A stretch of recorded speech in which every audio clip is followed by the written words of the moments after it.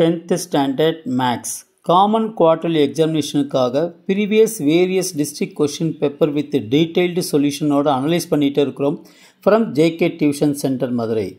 Various district question paper நீங்கள் நல்லா தரவா பார்த்துட்டேன்னா you will get more than 90% of the marks கண்டிப்பாக வாங்க முடியும். Okay students, let us start. Part 1, question number 11. I am J. Kumar.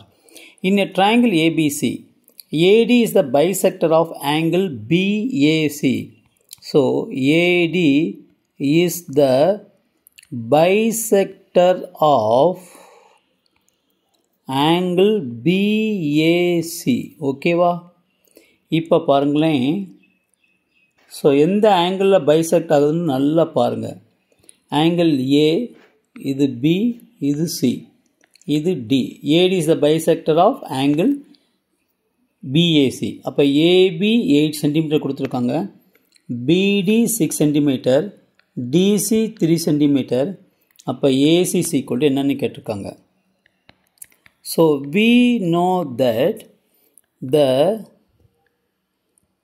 internal bisector of angle of a triangle divides the opposite sides internally in the ratio of the sides containing the angle. Okay, பாருங்களேன். So internal bisector of angle of a triangle divides the opposite sides. Divides பாருங்க, இதுதான் AD. So opposite sides என்ன இருக்கு? BD by DC. Internally in the ratio of the sides containing the angle. எந்த angle bisect பண்ணுது? Angle BAC. அப்போ அதனுடைய side என்ன இருக்கு? So AB by AC. அவ்வளோதான்.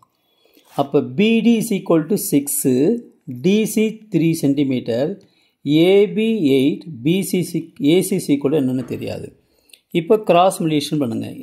6 into AC is equal to 8 into 3.